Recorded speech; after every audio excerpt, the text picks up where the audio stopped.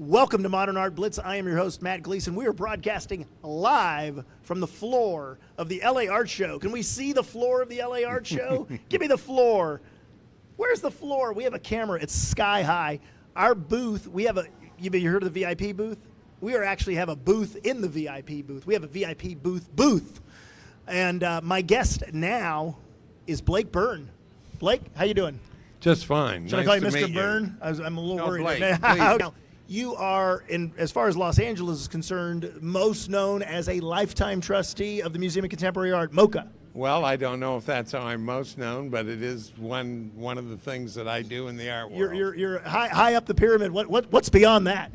Well, I was a co-chair of the founding of the National Museum at Duke University, my alma mater. And I was the chair for the first 8 years. You don't look like you were tall enough to have played for Duke's basketball team. No, I wasn't, but I have a grandson who aspires to that, and he's on his way. He's backup point guard. On Duke? No, he's in high school. Backup point guard in high school to a guy who just signed with Kansas. All right. It's coming up. What's his name? His name is Jomo. Jomo Byrne? Jomo Byrne. Jomo Byrne, you heard it here first. When ESPN's talking about him, we had him on Modern Art Blitz way ahead of then. He's already being recruited. It's very interesting. Really? Oh yeah. Man, that's scary. But his dream is to play for Duke, but I think that's because his grandfather is such a Dookie. You're a Dookie? So let me ask you, when did you get active with MOCA? From the beginning? No, I moved here in '89. Oh, okay. So MOCA was already established. Established. Okay. And I just got involved sort of through KH. The old KHJ was bought by Disney and became KCAL. Oh, yeah. I remember it well. So we started the Prime 9 News, and that was my job, was to start the Prime 9 News. Oh, wow. And did that and included in that some arts coverage. So. Oh, wow. And I was starting to collect at that point. There was one of the first times I went to Art Basel in Switzerland, which really was the beginning of my serious art collecting. And Art Basel's still with us. So much has gone by the wayside in the art world. Art Basel in Switzerland is fabulous. Art Basel in Miami is good and fun, but Art Basel still in Switzerland has incredible things. And Jack Tilton, who is a former director who just passed away, had a gallery, and he said to me one day, he said, when are you going to buy something? And I said, I got to figure out what I like, because I would stop in his gallery.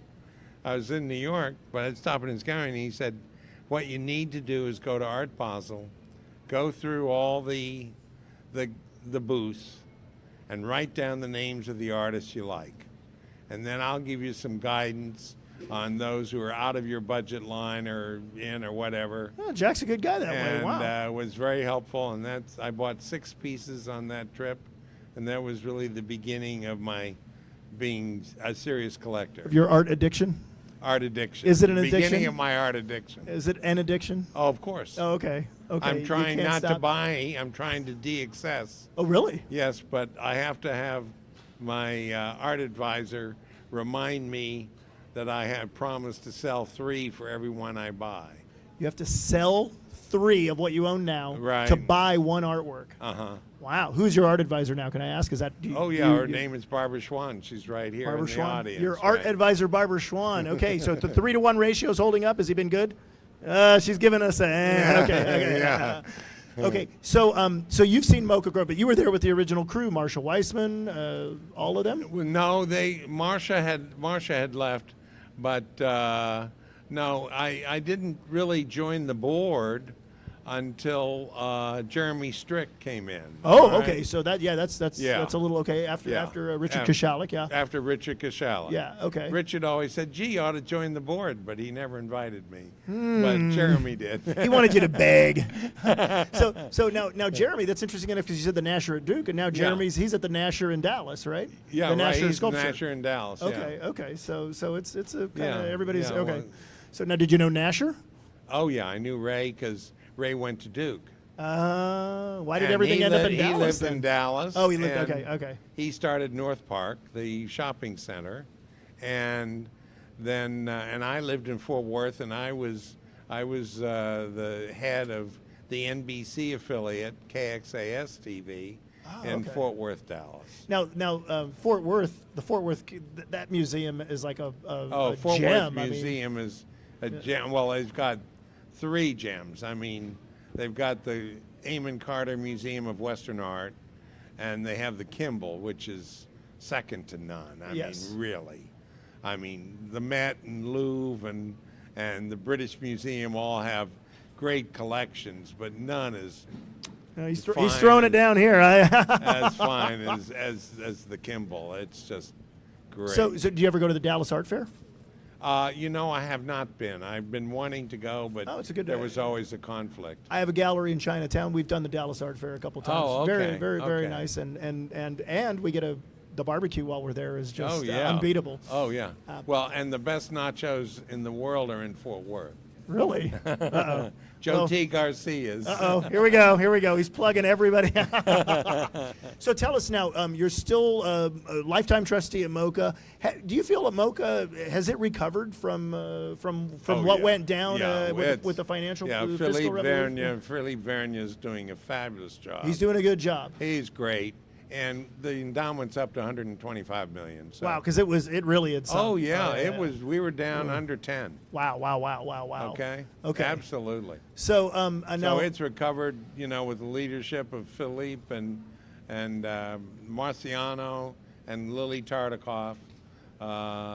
They've really done a great job of bringing us back. And they had a little controversy there with showing Carl Andre. Were you? I think I missed that. Oh well, because he's a controversial figure based on Okay. the death of his girlfriend Anna Mondiata. So Oh, some people yes. he got away with murder. Some people say, and other people he was but. Interestingly enough, MOCA brought in people who had been critical of Carl Andre and the verdict and such. So I think it was a fair representation. But did you see the Carl Andre show? Yeah. Are you a fan of? Well, no, I missed that. You missed it completely. I missed it. Yeah, I think I spend 3 or 4 months a year in France, and so. Oh, really? I think I missed that episode. Okay, well, so can you describe your collection? Is there an overarching theme? Not really. No. It's sort of things I love, Are you I heavy buy, on- and people would say I buy tough art. Tough art. You mean tough like wow, this is not easy for people to get. I mean, Exactly. now- Or it's. Do you have to work at home? Do you show people? Do people come over who are not necessarily into art, friends of yours, and do you find yourself having to give them you have to explain it to them, or do you just say, it's the art, take it or leave it? Well, no, I don't. I sort of don't do either. I tell people I look at art as what it is. Art is communication. Okay. It's communication between the artist and whoever is looking at it. And the artist puts into that painting, sometimes unknowingly so, ideas and thoughts that the artist has. Then the person who views that piece reacts to certain things, or maybe none, and maybe they find another idea. I'll never forget, I have a piece by Juan Munoz, and it's a box. And it's got part of a banister on one end, about 6 inches across, and the smooth end on the other end, and again about 6 inches across, and a big gap between. And when I moved here in California, it was one of the pieces I bought at Basel. Oh, your first six. And the mover said, "What in the world is that?" And I said, "Well, what does it mean to you?" And he said, looks to me like it's a husband and a wife, and they've had a fight, and boy, they're not getting back together again. Wow. Am I right? And I said, of course you are. Well, it's right for him, you mean? Because it's right for him. It's his conversation. It's whatever is going on in his life at that moment made him think that. Maybe he and his wife were having difficulties or had them or would have them. I have no idea. But that's what I'm talking about in terms of what I try to do with people who are not knowledgeable. People who are knowledgeable, I'm not a process guy.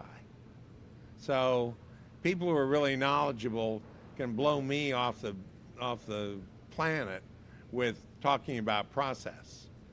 And I know Materials people. Yeah, and I don't know. You don't know, you don't I care. don't know what kind of paint or acrylic Yeah, or oil or So is it just, it's about the magic of the communication, it's- right? Yeah, exactly. Okay, now do you think that comes from your background in broadcasting?